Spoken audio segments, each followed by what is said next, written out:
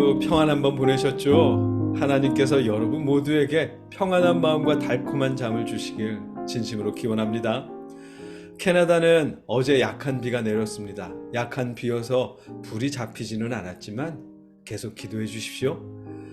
이제 갈라디아서가 끝을 가고 있는데 어제 우리가 6장 11절 말씀을 나눴죠? 큰 글씨로 편지를 썼다는 바울의 목소리를 들었는데 그 말씀을 나누면서 율법을 통한 거룩한 행실이 그리스도 예수를 믿는 신앙에 어째서 걸림돌이 되는지 묵상해보자고 했었습니다. 묵상을 해보시니 어떠세요? 바울이 그렇게 말씀하신 이유가 느껴지셨나요? 제가 함께 묵상해보자고 말씀을 드렸던 이유는 바울이 큰 글자로 쓰신 이 마지막 부분이 앞선 모든 내용을 다시 한 번 요약해서 결론을 내리는 부분이기 때문입니다. 오늘 본문도 그중 일부분이고요. 어떤 말씀인지 우리가 함께 읽어보겠습니다. 함께 읽을 본문은 갈라디아서 6장 12절로 13절 말씀입니다. 함께 읽겠습니다. 무릇 육체의 모양을 내려 하는 자들이 억지로 너희에게 할례를 받게 함은 그들이 그리스도의 십자가로 말미암아 박해를 면하려 함 뿐이라.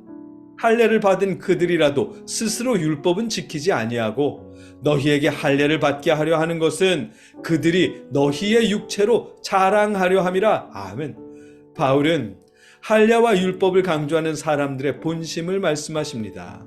이 본문을 표준세 번역으로 다시 읽어보면 그 본심이 더 잘 느껴지는데 제가 읽어보겠습니다.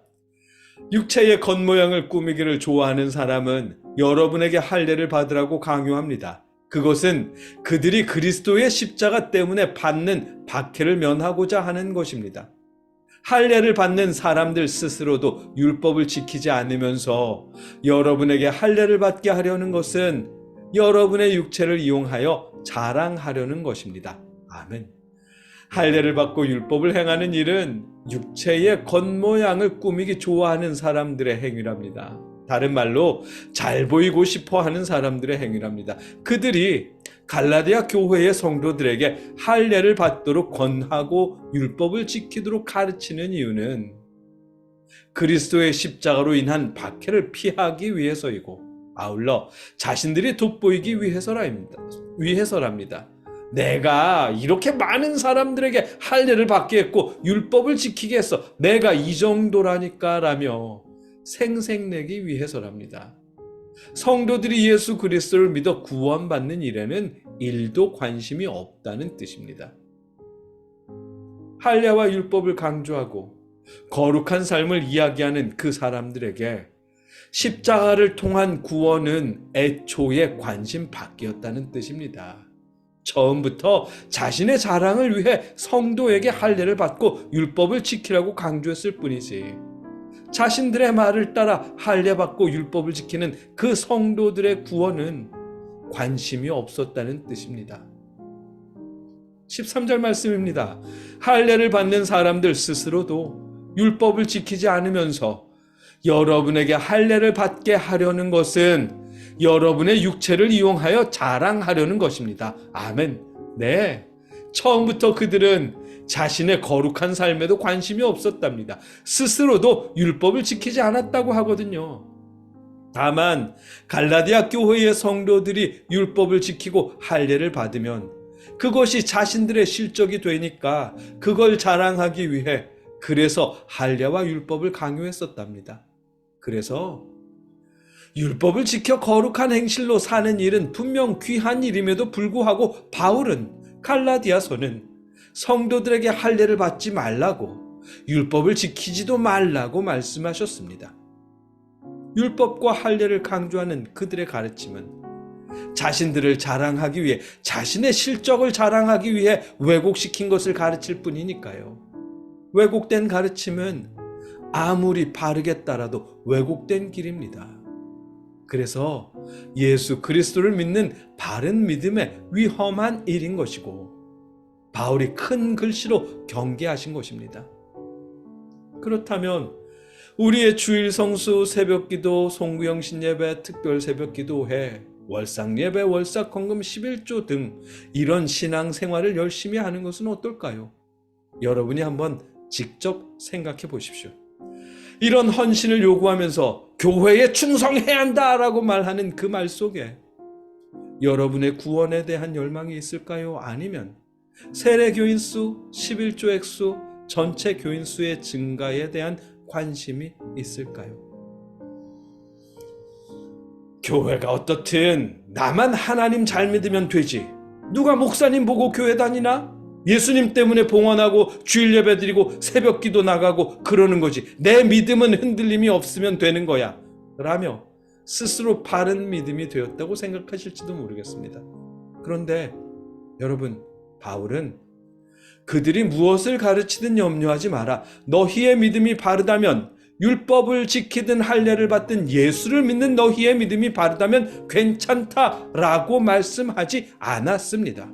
오히려 할례를 받지 말라, 그들을 따라 율법을 지키려 하지 말라라고 말씀하셨고, 갈라디아 6장 3절에서는 만일 누가 아무것도 되지 못하고 된 줄로 생각하면 스스로 속임이라고 말씀하셨습니다. 실제적으로 여러분, 거의 모든 교회가 11조나 봉헌은 여러분이 출석하는 우리 교회를 통해서 하나님께 드려야 합니다 라고 가르칩니다. 하나님께 드리는 봉헌이고 하나님이 받으시는 11조일 텐데 출석하는 교회를 통해서 드려야 한답니다.